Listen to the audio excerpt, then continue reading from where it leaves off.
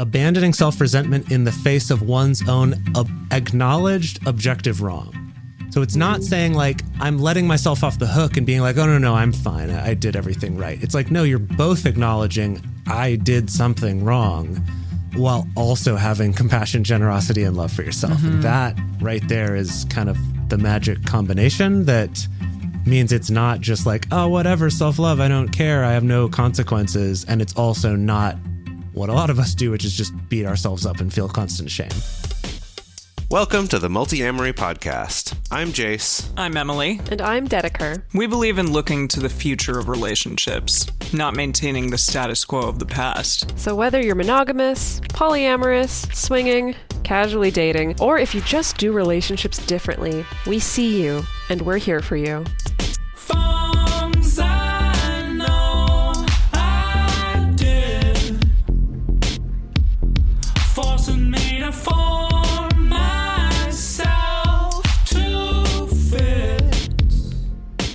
On this episode of the Multiamory podcast, you won't like me when I'm angry, or you might be scared of me, or I might not like myself very much, or some combination of those.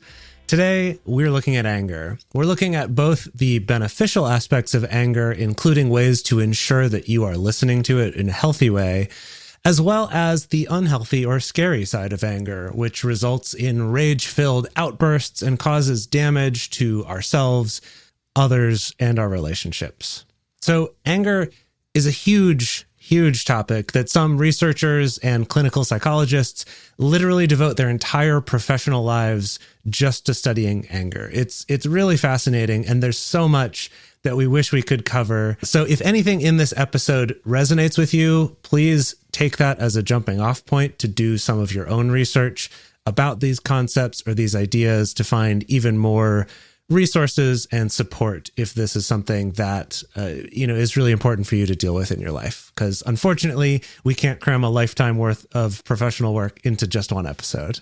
Yeah, so anger, it's this tricky emotion. It's this kind of convoluted. It gets messy at times because we as a society kind of get and give so many different messages about it, because there's a lot of us out there who are taught that anger just simply isn't acceptable ever. It's not acceptable to feel. It's not acceptable to show. It's just unacceptable. And our TV shows and our movies, we do see sometimes like anger super glorified, and it's glorified maybe as vengeance, or if we're, hurting the target of this vengeance, then our anger is justified and celebrated. What comes to mind is the Liam Neeson movie. What is it? Taken? Yeah, Taken. Yeah, of course. The series of Liam Neeson movies. And that, and like literally every single action movie of all kinds. Yeah, exactly. Totally. Yeah.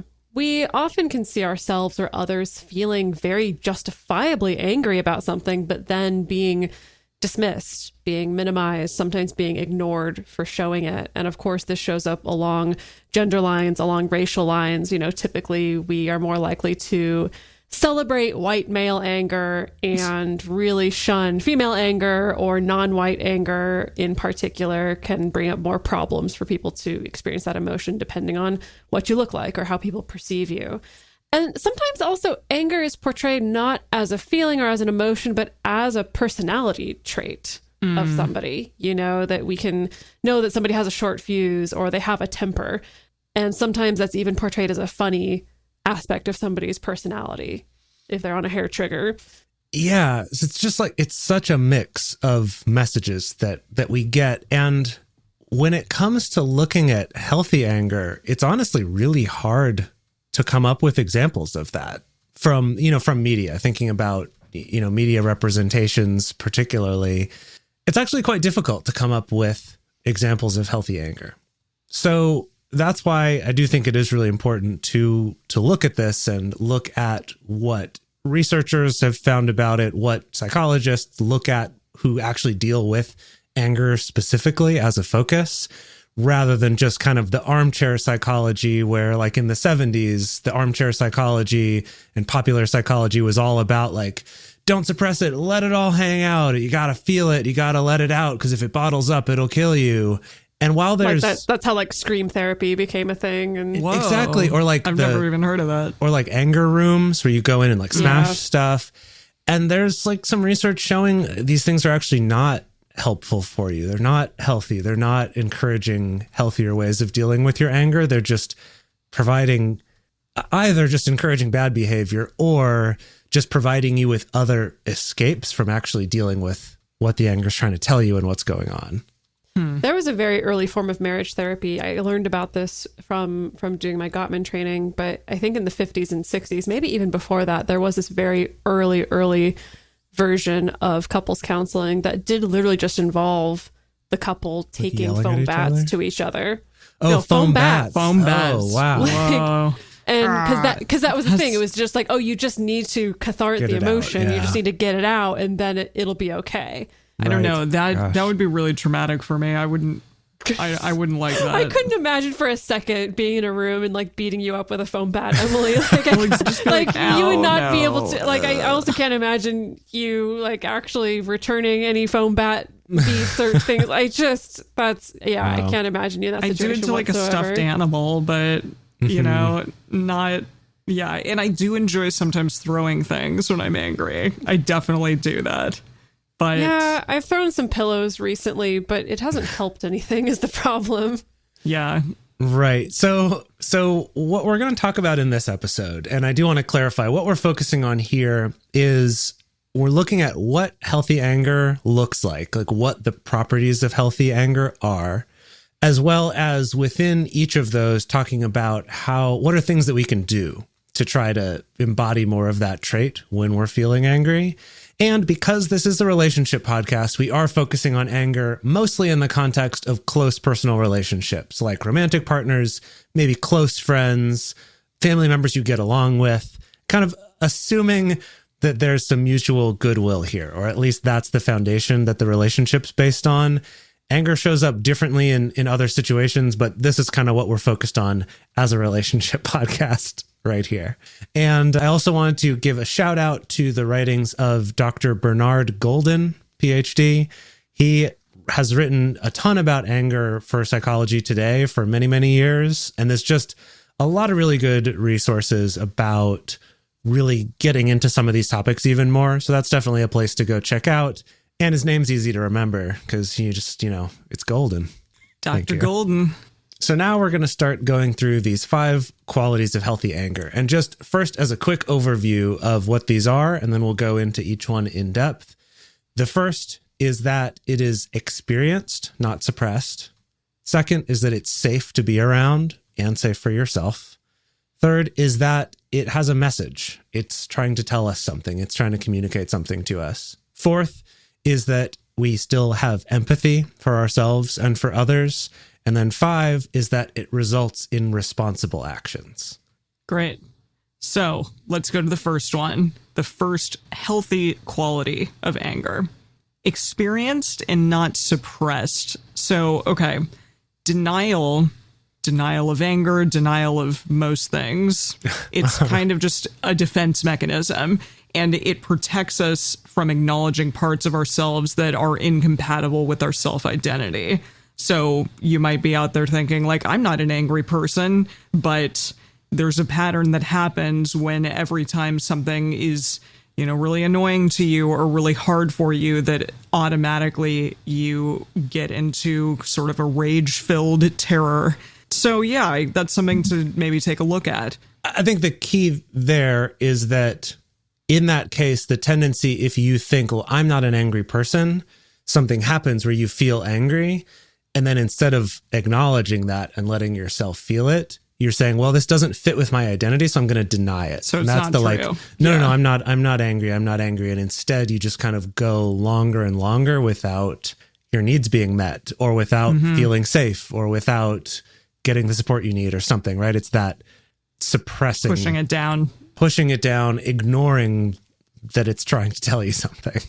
Yeah, and that makes sense because I think there's a lot of like shame and fear involved in denial in general, and especially with denial of anger that you may have, or if you don't believe that you're an angry person, well, I'm just going to continue that narrative within myself and say like, okay, no, this isn't happening. I'm not angry. I'm going to brush it off instead of really like looking at what's going on there.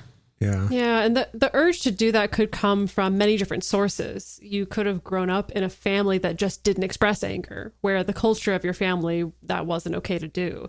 It could be because you grew up seeing anger be punished, or you yourself were punished in some way, whether that's a literal punishment or a social punishment or being ostracized or things like that. The media that we consume, what we see from our teachers, our culture, our religion, our social group can also influence the desire to suppress anger rather than feel it. For a lot of people, there is also a sense of fear around our own anger, that if I let myself feel it, it's automatically going to be out of control. If I let myself feel it, someone's going to get hurt. And so it's safer to just not feel it at all and deny it and push it down. Yeah. And I think that the old way of thinking about anger, like with what we talked about before about the like, just let it all out way of approaching it, is that there was almost this idea that like anger is like a pressure, that if you keep suppressing it, you're like containing this gas that's getting more and more pressurized until it eventually breaks through its container and explodes. And that's not how emotions actually work. But what's actually going on when you're suppressing that anger is that the anger is coming from something, often from a perceived threat of some sort, right? Whether that's a physical threat or more likely, sort of a psychological or emotional threat, that by denying that anger and denying that feeling, it can actually lead us into other sort of secondary ways of coping with those feelings that are even worse for us. Things like depression and anxiety, or being really passive aggressive in your behavior, or substance abuse, or often redirecting that anger to someone else. So this comes up in that case of suppressing anger toward one person, like suppressing anger toward a parent, because it's like, well, either I wasn't allowed to, or I think I'm not the kind of person who's just a bratty kid who's angry at their parents. And so you don't acknowledge and actually deal with some of those things, that then you might redirect that anger toward whoever, the person in line in front of you at the store, or your partner, or your friends, or something like that. And in certain cases, this thing of feeling like, well, I have to suppress this anger toward someone like my parents, or maybe suppress anger I feel toward my religion that's maybe caused harm to me growing up, or something like that, that in suppressing that, it can actually lead us to kind of idolize or make extra excuses for those people or that institution of like, oh, well, they're amazing. They're right. They're always right. But then that anger can get redirected outward to somewhere else because that feeling's still there. And so you try to find something to blame. And this could be just like authority figures in general, or it could turn into xenophobia or homophobia, or extra radicalized religious beliefs, or conspiracy theories, or any sort of thing that's giving this like outlet for that feeling that's not appropriate. That's not actually about the thing that's going on. It's kind of this secondary direction of anger, the redirection of anger. So we don't want that. When we feel the anger, the first thing is just realizing it's okay to feel, that it is an emotion. And as we're going to get into later, I think people associate, if I feel angry, I'm going to do angry. And that those two things are not exactly the same. All right, let's move on to the next quality of healthy anger, which is that you're safe to be around, and you're safe for yourself to be around as well. You're not going to be hurting yourself. You're not going to be hurting others. So some people sort of say that anger is exactly the same thing as rage, or that maybe it leads into rage. But anger is a feeling, and it isn't necessarily harmful. While rage, which is, I think, one of the things that a lot of people are worried that anger will turn into, rage is that feeling of like boiling over. I'm so angry that I'm going to start producing sort of destructive anger and destructive behavior that can grow out of that sort of more controlled, like, hey, I'm having this internal feeling.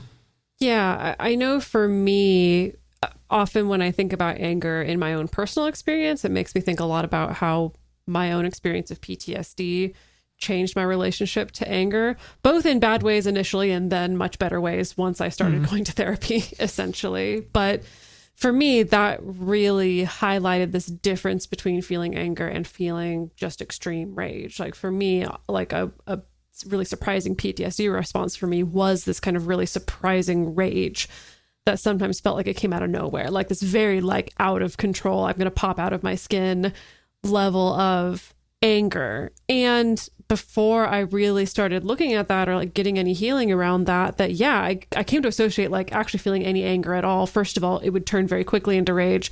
And also even low levels of anger, I would be afraid it's going to turn into rage. You know, like it's this sense of any anger at all is not going to be safe. And so I can't really go there.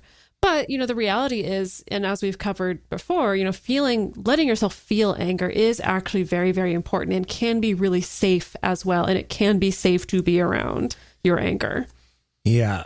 And this, I think, is especially important if you think about relationships where you're in close proximity to someone. So again, thinking about this in like romantic relationships and friends and roommates and things like that, is like if you've ever been stuck in the car with someone when you're having an argument with a partner where it's like you can't escape, you're literally kind of trapped in a small space, it can really suck.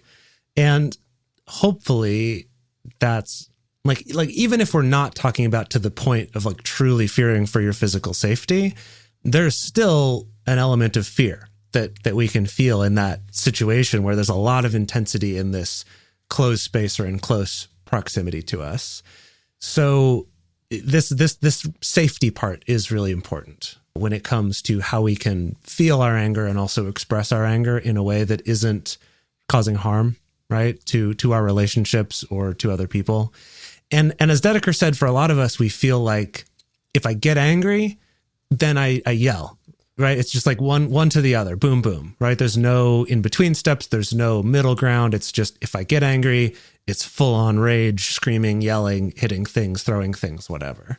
I think in one way, it's also challenging to be on the receiving end of anger and then feel like, wait a minute, am I allowed to feel unsafe in this moment? Like, is that an overreaction of the situation? Sometimes I've been in situations where I felt that as well and questioned my own like emotions regarding being unsafe. Like, am I overreacting here? So it's interesting on both ends, you know, that safety question. Yeah. Because you want to internally feel safe because of your anger, or you want to feel safe because the other person in some way is potentially making you feel unsafe. Right. And so for this, we're kind of talking in the context of the person feeling the anger, trying to feel healthier anger, because that's a perfect example of look at what you're doing to your partner, this person that you say you care about. If you're forcing them into a situation where now they're, one, feeling scared, which that sucks, and then two, having to like question themselves and doubt themselves about whether that's even okay because they're wrestling with, well, I want them to be able to feel anger. And that's why this distinction's really important, right? That feeling your anger and expressing your anger is different from displaying anger and aggression and rage, and that those two things are not the same. And while you can say, yes, I have a right to feel my feelings, you do, but that doesn't translate into, therefore it's okay for me to yell or be physically threatening or cause damage or something like that. Now, that doesn't always end up so easy. Like we said, it seems like I get angry and then just boom, I'm there. I lose control. I can't, I'm seeing red. We've got so many terms and metaphors for this sort of concept, and it's really challenging. And so for this, I wanted us to look at a technique. This one is called the slow motion replay. I think they actually just call it slow motion, but slow motion replay is cooler. And this is from, I don't know how you say this, from the Ananias Foundation. Ananias. They're specifically an anger management and like abuse prevention group that does therapy and counseling and stuff. I don't know that I would necessarily recommend them wholeheartedly. They're also a very Christian religious group. And while maybe that can be helpful for some people, I can't give it a blanket endorsement because of that, because that can also cause some damage. But anyway, basically it's this, right? If something happens, so there's a stimulus, and it makes you angry, it can feel like after the fact, when you're looking back, you're like, gosh, that thing happened and then I just lost it. So the challenge with the slow motion replay is to do that, is to say, okay, it seemed like it just went stimulus, boom, rage. Can you slow it down and try to remember and look at what are all the little things, even if they just happened in fractions of a second, what were the little things that happened in between there? And more realistically, it happens actually over several seconds. It's not actually in a split second. It just can feel that way in the time when you're upset. But it might look something like this. You might actually realize in doing your slow motion replay, well, okay, there was the stimulus. There was whatever, the thing my partner said or it did or something, that then there's like a tightness in your gut.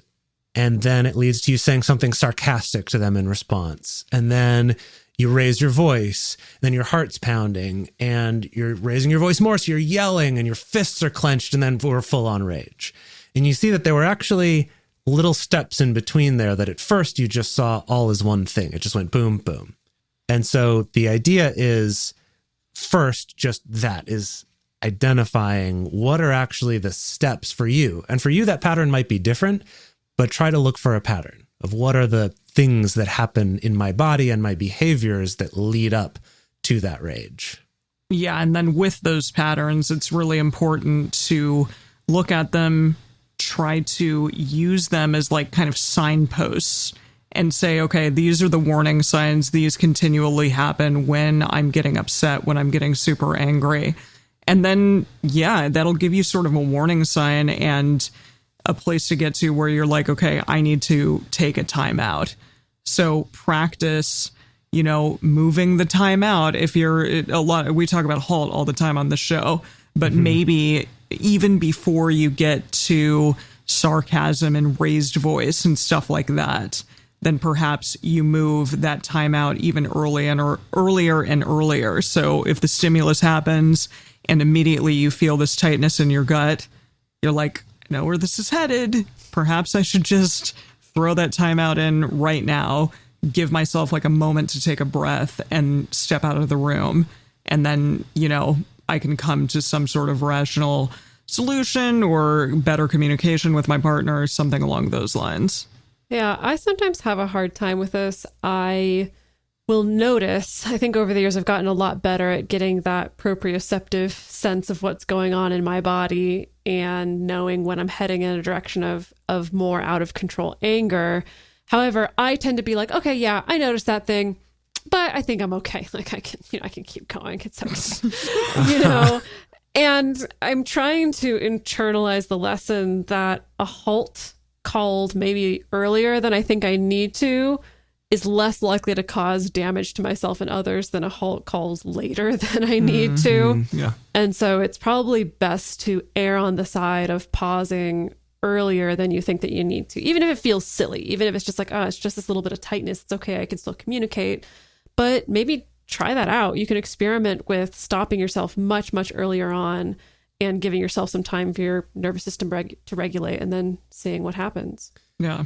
Yeah. And this is something that it's a process, right? So at first it might be, it's not until I start yelling that I go, ooh, I should pause, right? And that's where your cue is. And then maybe the next time it's like, okay, I'm going to stop myself right after I notice I say something sarcastic. And you can get to the point where you can do it a little bit earlier and then, move it earlier and earlier, like Dedeker said, to maybe even just right away where it seems almost comically early, but stops you from taking those later steps.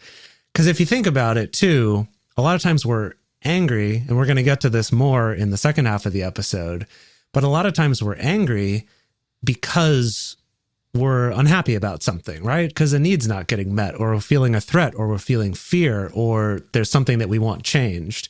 And reacting angry or doing that timeout later means that then in order to get what we want, we first have to repair the damage that we did by our rage reaction before we can even get to actually trying to get what we want and what the anger was really about. And so the earlier you can stop that, the more the focus of your communication and focus of your actions can be on what's really going on rather than just having to fix all of the problems that you caused by getting to that rage state. So now we're going to go on to talk about how healthy anger is sending us a message. But before we do that, we're going to take a quick break to talk about some sponsors of this show. If you go and support them, it goes directly to help this show and helps keep this content coming to all of y'all out there for free. Before you leave the house, you do the checklist for your phone, keys, wallet, etc. And it's time to add one more thing before you walk out the door.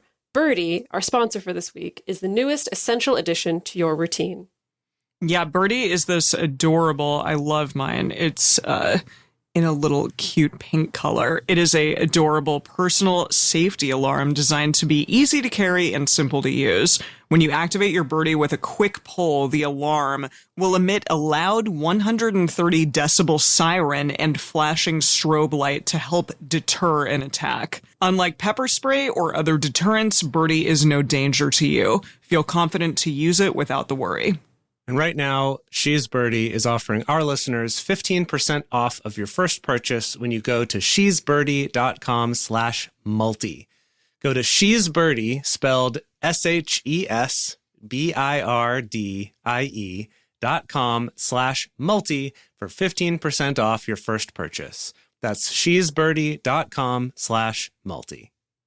I don't know about y'all, but I am a fan of shopping for clothes. However, I'm not Yeah. a fan. I'm really not a fan of shopping for clothes in store. I don't like being followed around by salespeople. I don't like waiting in line to get into a dressing room, which is why I am a huge fan of this week's sponsor, which is Stitch Fix. Yeah, Stitch Fix offers clothing hand-selected by expert stylists for your unique size, style, and budget. It's a really cool and just fun way to find clothes that you're going to love to wear, and every piece is chosen for your fit, for your life, for your unique style, and it's just an easy solution to find what you like and what is going to make you look amazing and feel your best. So you get to get your fix, and it comes home to you in the mail, and then you get to try on your pieces, and you keep your favorites, and then you send back the rest. So Stitch Fix has free shipping, easy returns and exchanges, and a prepaid return envelope is included, so you don't even have to pay to return it back. A couple big things that set Stitch Fix apart, which is why I've been using them for a while now, is one is that you don't have to subscribe, that you can just do one-offs or you can subscribe to it monthly at whatever pace you want. And they let you check out the items before they send them to you, so you can pick and choose before, so you're not going to get a whole box full of things that you're not into. Those are two of my... Cool. I know. I really like that feature. They added that recently. And you just pay $20 for a box. If you keep any of the clothes, that $20 goes toward the clothes. If not, that's it. There's no hidden fees, no extra charges. And they have styles and clothing to fit any occasion for women, men, and kids, and they ship all over the US and the UK. Get started today at stitchfix.com/multi, and you'll get 25% off when you keep everything in your fix. That's stitchfix.com/multi for 25% off when you keep everything in your fix. stitchfix.com/multi. Hey, Multiamory listeners. We believe that regardless of what relationship style you're in, you should have access to content that acknowledges you, affirms you, and includes you. And we also think that that information should be freely available. There's a trend that's going on right now, you may have noticed with podcasts, that a lot of them are starting to move behind paywalls. Some of the big companies are trying to monetize podcasts by making you pay to listen to them at all, or to hear more than one episode of them. But it's really important for us to be able to offer this show to everyone out there for free, and to be able to offer things like listener hangouts and stuff like that. And the main way that we've been able to do that so far is from the contributions of our Patreon community. That's right. Our Patreon community is really what keeps this show going, and it also is a way that we can give back to you. We have a private Facebook group, we have Discord communities, and we can also give you things through Patreon like early releases, things like bonus episodes. We have regular video discussion groups, which are really, really incredible every single month. We have so many amazing people from all over the world joining them, and it's just a lovely way to interact with our community. And also sometimes we're going to throw you some free merch, and isn't that cool? I love free merch. So if this show has brought you value, if you love the fact that It's coming to you for free. It's giving people out there some great information on relationships, regardless of what sort of relationship configuration you're in. And if you want to interact with our amazing community, then go to patreon.com/multiamory and join us. We would love to have you, and we really, really appreciate the support. Now we're moving on to the next quality of healthy anger, which is that anger sends us a message. So the signals that anger is giving us, it could be about something externally happening, or it could be about something that's going on internally. And first, we're going to talk about the internal signals. So our anger could be connected to a shame trigger. This is something that we talked a lot about if you go back to episodes 281 and 282, where we did a deep dive into shame, that often anger is a response to something shameful. And especially when it comes to internal shaming, we could feel shame about our intelligence, our skills, our behavior, our self-worth in general. And then we're much more likely to react in an angry way to innocuous statements or to criticism, even if it's kind criticism or constructive criticism. And we may be much more likely to lash out in anger as a defense. The anger that's coming up could be sending you some messages that are connected to some kind of past trauma or baggage or abuse, emotional or physical abuse or neglect from your childhood or from a past relationship or whenever. It could also be connected to the social messages that we receive about our gender or our sexuality, our race, religion, socioeconomic status, things like that. And so in any case, it may be showing us that this is an area that we're sensitive to, and maybe we need to do some personal internal work there, especially if it keeps coming up over and over again, that you see a pattern of this thing is spoken about, or, I hear a maybe innocuous statement about whatever, and it just makes me really pissed. What's going on there? Yeah, and I think what's important to keep in mind with all of this, with that it's sending you a message about something internal, is I think sometimes we can get caught in this narrative of, oh, well, if my anger is based in just something from my past or my own shame, then it's not real or it's not valid or something like that. And the important thing to keep in mind here is that your anger is very important, and it is trying to tell you something. And the key is to just spend some time trying to figure out what that message is and then what you can do about it. Because at least in my experience, and I think for most people, we don't really enjoy feeling angry that much. And so the idea being that by looking for these signals and figuring out what that is, we can help actually take actions, and we'll talk about that a little bit later too, but actually take actions to fix the problem and address some of those things so that we're not constantly having to feel this way. So then now moving on to external, this could also be showing you a very important message about something that is actually going on outside of yourself. And this could be something like a fundamental need not being met. And I guess you could argue that this is kind of also internal at the same time. But say it's coming from some sort of need not being met, like care from your partner or time with a partner or equal amount of participation in the household from your partner, or right, there's lots of different ways that this could look, and these are very real. And I think something that's good to keep in mind here is that these needs not being met by your partner, assuming that they care about you, are almost never going to be intentional. And if they are intentionally keeping things from you or hurting things from you, then really we should be having a different conversation about reevaluating this relationship. But if we're going to base it off of this assumption that you actually do care for and want to do the best for each other, then this is really an important opportunity to realize this is the message. And so that's what I need to communicate, because probably my partner doesn't understand this. And so we can, collaborate and work together on getting this to be better. Your anger could also be telling you about a boundary that you haven't really clarified for yourself. And we want to reiterate, we've talked about this on our boundaries episode, but it was a bit ago, that a boundary is not something that you put on other people, but it's something that you put around yourself, and it isn't negotiable. So essentially, a boundary could be, for instance, okay, my partner is raising their voice and I don't want to be around that. And so I'm going to choose to leave the room if that is happening.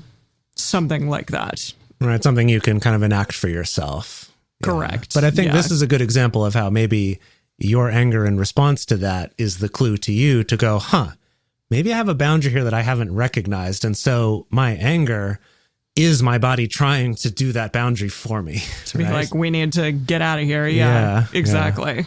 And it could also be an indication of a frustration or something that you haven't communicated clearly enough to your partner, or that they haven't really understood. Something along those lines, like even about, okay, my partner is really on my ass about doing the dishes or, cleaning the house, but I have a lot of trauma around that because of stuff that happened in my past. And so maybe I just need to communicate to my partner, hey, it's hard to hear in the way that you talk to me about doing these chores. And like, can we maybe sit down and have a chore wheel or figure out like a nice, seemingly sweet way of talking about this that isn't as triggering to me. Yeah, I think that I think at the risk of oversimplifying this, as far as thinking about signals or messages that anger might be sending to us, that for me, I think about it in three ways. That either it's indicating there's a boundary here that maybe I wasn't aware of, or that I didn't protect or was unable to protect in some way, and that needs to be restored somehow. Or there's some kind of trauma, it could be bringing up something from the past, some kind of incompleted response, or especially incompleted like protective responses, depending on what type of trauma it was that's getting activated here. Or I could have some kind of longing, especially when we have complaints or frustrations with partners, often there's some kind of longing underneath it. And so it could be sending a message about the thing that you need, the thing that you're longing for, the thing that maybe you need to ask for or need to find a better way of asking for from your partner. Yeah. So I really like this idea of during that timeout that we talked about in the previous step to short circuit getting to that rage reaction, that something you could be doing during that timeout is trying to find this message, is doing that exploring and trying to find out what's underneath this, what's it trying to tell you. All right. Step number 4, or pillar number 4, part number 4 of healthy anger is that it contains empathy for yourself and others, or put another way, has compassion for yourself and for others. So first, we're going to look at directing that at yourself. And I know for me, at least with anger, this one's the one I think I struggle with the most, is having this compassion for myself. As we talked about before, anger often feeds off of this self-directed guilt or shame or embarrassment. And it can be really hard to have compassion for ourselves. A lot of times if I feel like I screwed something up, I feel that guilt and that shame. I get angry at myself. And then kind of as a defense, then I need to find somewhere else to direct my anger at, like the company that made my computer, or like something else, right? It's like we do this a lot. We see this happen a lot, of just this, like, I've got to find someone to be angry at because I can't handle how guilty and how shameful and embarrassed I feel personally. As we talked about in our shame episode, again, episodes 281 and 282, that guilt and shame evolved in humans for good reasons, but they can very easily get out of hand and turn toxic and destructive. And this is an example of how that can happen. Yeah, and really the antidote is self-forgiveness and self-compassion. I do agree with you that often if we get angry at someone else, immediately afterwards, that anger is directed inward. And you're like, fuck, I screwed up here. Geez, I was such a dick or whatever. Like, it can have a cycle, yeah. Absolutely. So there is this idea that you have to have empathy for yourself, that things happen and anger occurs. And sometimes you're also going to be, saying the wrong thing, and that's okay. And try to have some self-forgiveness with that. Robert Enright, a researcher on self-forgiveness, defines it as a willingness to abandon self-resentment in the face of one's own acknowledged objective wrong, while fostering compassion, generosity, and love towards oneself. That's really nice. I think the thing that's so fundamental there in that definition that I really love is that it's abandoning self-resentment in the face of one's own acknowledged objective wrong. So it's not saying I'm wrong. letting myself off the hook and being like, oh, no, I'm fine. I did everything right. It's like, no, you're both acknowledging I did something wrong while also having compassion, generosity, and love for yourself. And that right there is kind of the magic combination that means it's not just like, oh, whatever, self-love, I don't care, I have no consequences. And it's also not what a lot of us do, which is just beat ourselves up and feel constant shame.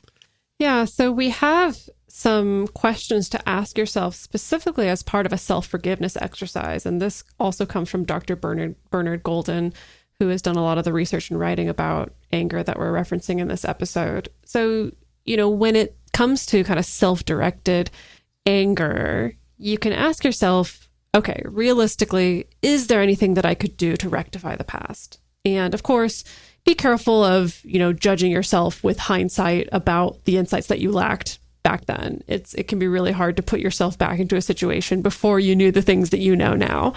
You can also ask yourself, what can I do differently if I face a similar situation in the future? You can identify essentially almost like a mission statement, listing out your values and the morals that are meaningful to you that help you guide your life. If you go back and listen to our episode 316, specifically all about figuring out your values and finding ways to kind of tie difficult experiences or stressful experiences to your values, that can be really, really effective and really good for your mental health. And you can also describe to yourself, how is your life going to improve if you embrace self-forgiveness? I really like that one. This idea of if you could just flip a switch and have forgiven yourself, what would be different? What would feel different? How would you move through the world differently? Yeah, that's really lovely. Wow. Yeah. Indeed. All right, so let's direct some of that compassion now towards others, towards maybe your partner, the one who maybe pissed you off in the first place. And kind of sit with yourself when you have these angry moments, because it's interesting. I think we get angry and then sometimes have a tendency to hold on to that anger instead of having compassion and sort of letting it go. Because we may have some unreasonable expectations of our partners. There's, that idea out there that if you really love someone, you know exactly what your partner wants and thinks and feels at all times. And that just simply isn't the case. And I wish it were. I would love to be, completely perfect and know exactly what my partner needs or wants. But in reality, that's just not going to be the case. And so have some compassion for your partner and for yourself in that moment. And we may be immaturely seeking unconditional love from our romantic partners. We may think hey, our partner needs to love us regardless of what we do or how we act or, the way that we're being in these moments. And our parents did that for us. There's unconditional love there with our parents, but it's not necessarily a healthy or a reasonable thing to expect, even and especially, I think, in the face of doing things that are destructive for the relationship. Yeah, it's again one of those sort of movie tropes that really reinforces this actually very immature idea of what love means. Another one is just to go back to the first part about having self-compassion, is that having more self-compassion and self-forgiveness also makes it easier to offer that to other people. And that if you're holding on to that for yourself, or you find it really hard to forgive other people, it's very likely that there's something you're not giving yourself compassion for. As Emily said, your partner can't read your mind. So also keep that in mind, that part of this is also learning to better communicate with your partner rather than just being mad when they don't know what you want. And then also ultimately realizing that your partner is their own person and that they might not always make decisions that you like or that are the same ones that you would make. And especially if this is a recurring anger or frustration or argument that comes up, there could come a point where you have to realize either I need to accept that they're different from me and make different decisions and have different values from me and be okay with that, or that I'm not okay with that and I need to get out of this relationship. But I think we're also kind of falsely given this idea that, oh, well, if you just try hard enough or just stick it out, they'll change and they'll get better in this way that you want them to. And they just might not, right? And that's not even, I don't even want to say like better, but just they might not be the same as you and have the same values. And while that's okay, it doesn't necessarily mean that you need to stay in that relationship. So that is a very important evaluation that you're going to need to make for yourself during this, having empathy, but also realizing also maybe this just isn't compatible. All right, so now we're going into the final pillar of our healthy qualities of anger. And this sort of is the last step in everything, which is that it results in responsible actions. So you do all the things that we talked about before. You take the necessary time to decrease your anger arousal, maybe take some time for self-compassion, for forgiveness, introspection on the messages that your anger might be telling you. And then finally, you're going to act. You're going to get on stage and act. No, you're going to have some responsible actions here. So if you discovered something about yourself, then let your partner know and ask for support if that's an appropriate thing to do. And maybe go and seek some counseling or support outside of your partner. That's really ideal, because truly your partner can't be like the person that you sleep with and the person that you live with and the person that is also your therapist, et cetera, et cetera. Like, that's not particularly healthy. We've talked about that a lot on this show. Specifically, try to find someone that will help you process the messages that are occurring because of that anger, the messages that you're receiving. Like, hey, I've done a lot of introspection here and I'm finding like I have a lot of trauma around this. So go find a person to help you process that. And yeah, not just someone out there like a friend that's going to like help fuel that anger, or maybe someone that's going to like get pissed off with you. We do have those friends that are like, yeah, this person sucks. Right. Woo, let's continue this angry cycle. Yeah, maybe don't do that. If you've discovered a boundary that you didn't know about, or maybe a boundary that you realize that you haven't been the best at enforcing, you can spend some time thinking about and making a plan about how you will enforce that boundary for yourself. So it could look like, I think our classic examples that we give, it could look like removing yourself from certain situations or conversations or relationships. It doesn't even have to go that far. You know, for you, the way you enforce a boundary could just be, when this happens, I will speak up about it. When this happens, I will say no, or I will make a choice to protect myself or protect my body or protect my energy in some way. Like, that's also perfectly wonderful ways of enforcing boundaries. If you've discovered from your anger that you haven't been clearly expressing something, you could do your best to be as clear as possible, and don't be afraid to assert yourself when going after what it is that you need or making requests for what it is that you need. Of course, we want to remind you to stay compassionate and collaborative in the way that you share with a partner. You know, of course, you're going to want to use your best communication skills to increase the likelihood that your partner is going to be able to hold that and hear that and listen to you as well. And we do recommend keeping it short and specific to the best of your ability. That sometimes, if you're a little bit of a spewer, let's say, or a little bit of a rambler, sometimes it can stoke the anger back up again. Like, I've definitely noticed that sometimes we can get ourselves angry again going through something, or, so just kind of be aware of that when you're communicating. And then as you're communicating and having this conversation, again, realize that at the end of the day, your partner may not agree. And this may end up as something that you can eventually come to an understanding about, or you may have found a deal breaker. And that's either of those outcomes is better than continuing to suffer and not get to that conclusion.